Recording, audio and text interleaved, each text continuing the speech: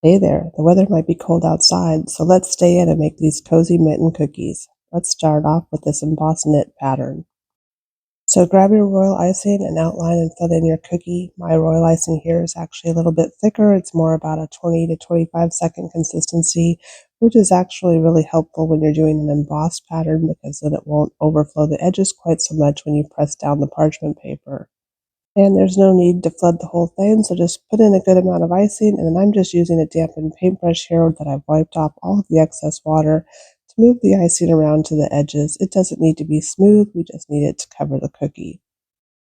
And then grab your embossing paper. I'm using the Knit 2 pattern by Intricate Edibles, and I cut a little square, and I'm just going to press it down onto my cookie, apply some light pressure to make sure that the design is fully sticking to the cookie so it will show up everywhere.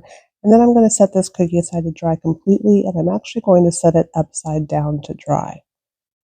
It'll take about a day for it to dry where I live. It might take longer depending on how much humidity you have in the air. And then just peel that parchment paper away and you have a beautiful knit pattern on your cookie. So to finish off this cookie, we're just going to outline and flood in the top of the mitten. I'm going to use a white royal icing here. My icing consistency is about a 15-second consistency, and then I'll just use my scribe to shape it and make sure it gets out to the edges and all the way down to the cookie.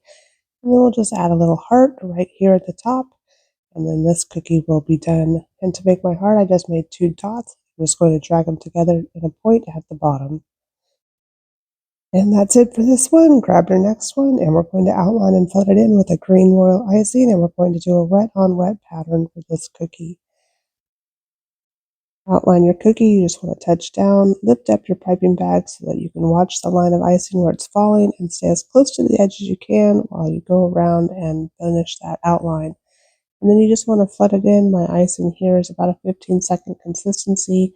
It might be a little looser than that because we're going to do a wet on wet effect. So I'm not going quite all the way to the edge. I'll use my scribe, or you can still use a dampened paintbrush with all of the water wiped away to quickly get your icing out to the edge. Dampened paintbrush works much faster than a scribe, and then you can just give your cookie a little shake and all of your icing will be smoothed out. And if need be, you can go back in with your scribe and pop any air bubbles. And then once you're finished with that and your icing is smooth, grab another color icing and make a line of icing across the top. You're actually going to want to make 3 lines, and I'm going to use 2 different colors here. And then I'll take my scribe and I'm just going to drag a line going down and then up in the middle and then down again along the side, cleaning off my scribe each time before I start my new line. And because my icing is a little bit thicker, I'm going to settle down the ends of these lines with my scribe just by poking up and down because I don't want to disturb the icing any further.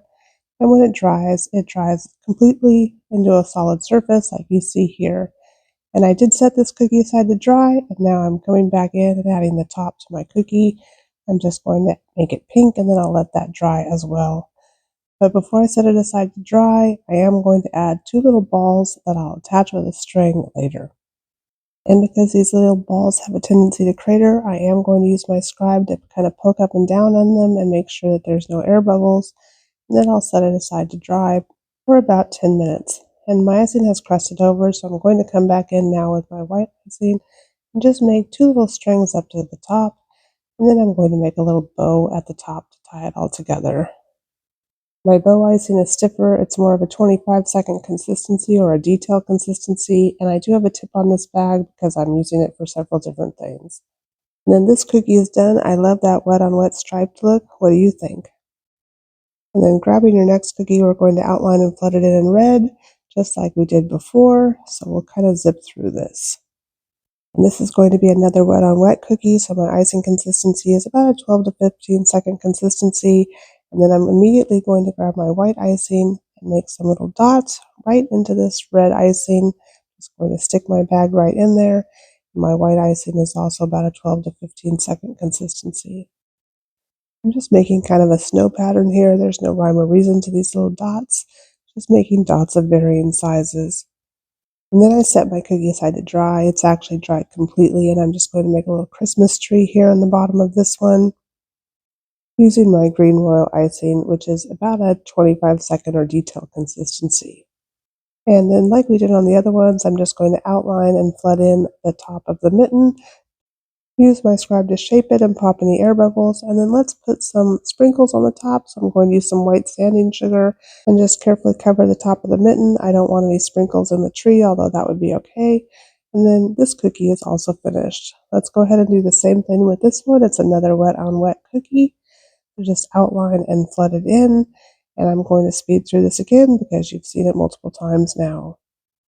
So outline and flood in your mitten, use your scribe to settle it down and get it out to the edges, and then grab your white icing and make a dot in the center, and then make lots of little lines coming down around the dot all the way around on all four sides. Just stick your white icing right in there and make little dots. Wipe off the tip of your icing bag if you need to, and just make lines all around that dot. And then grab your scribe and drag up from the bottom towards the dot on all four sides, wiping off your scribe in between each time you drag through the icing. And that just makes little hearts or V's. And then grab your white icing again and put another dot in the corners between all of those rows.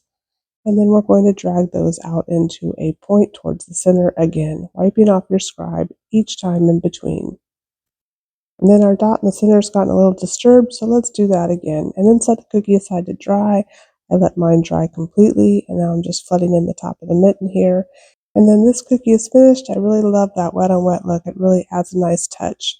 So grabbing our last cookie here, I'm using a ribbon tip or petal tip 101 at the tip of my piping bag. I'm using my stiffer detail consistency icing, and I'm just going to go up and down, making a ruffled look. My pointy end is at the top and the fatter end is at the bottom. And then I'll just take my paintbrush and straighten out this edge so I have a nice clean edge to pipe up against with my flood icing. And because that ruffled icing at the top is a stiffer consistency, we don't need to wait for it to dry. We can go ahead and outline and flood in our mitten right away. And as always, using our scribe to get the icing out to the edges and pop any air bubbles.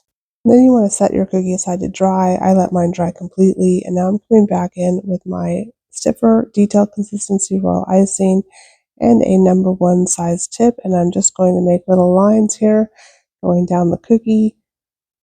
So you want to touch down with your tip and squeeze out a little bit of icing before you touch down so you don't get that ball of icing at the top, and then stop squeezing and drop your line down. If you lift up your piping bag as you're pulling your line with even pressure on your piping bag, your lines will be much straighter than if you stay close to the cookie while you're drawing your line.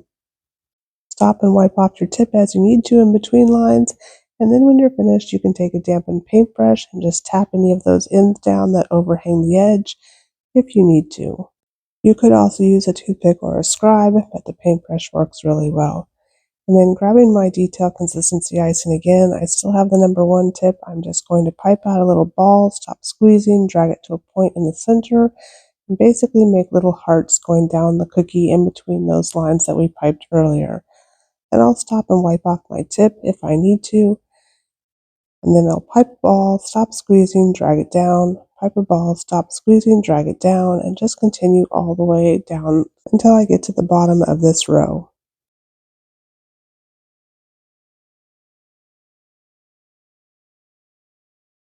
And over here on the edge, there's not much room, so I'm just going to make little dots going down towards the edge and not going back the other side. And then we'll move back up to the next row and we'll just pipe a ball, stop squeezing, drag it down, pipe a ball, stop squeezing, drag it down until this entire cookie is filled in. And then down here at the side of the mitten, I'm just making the little balls and points that go one direction because there's not room for it to go both ways. And then I'll do the same thing over here on the thumb, and I don't know why I didn't start at the top, but I didn't, so I kind of had to go back in and fix it over here, but I was able to do that without too much problem. And even when you do cookies all the time, things don't always work out perfectly, and most things with royal icing can be fixed. And once you finish piping all your knit, you can take your paintbrush and flatten the edges at the end, and then the cookie is done and it comes out really beautiful with a nice sweater pattern. These are all of the different cookies that we made. I hope you enjoyed this tutorial. If cookie decorating is your thing or you would want it to be sure to subscribe to the channel. I have new tutorials all of the time, and I really do thank you so much for watching. Keep warm, my friends.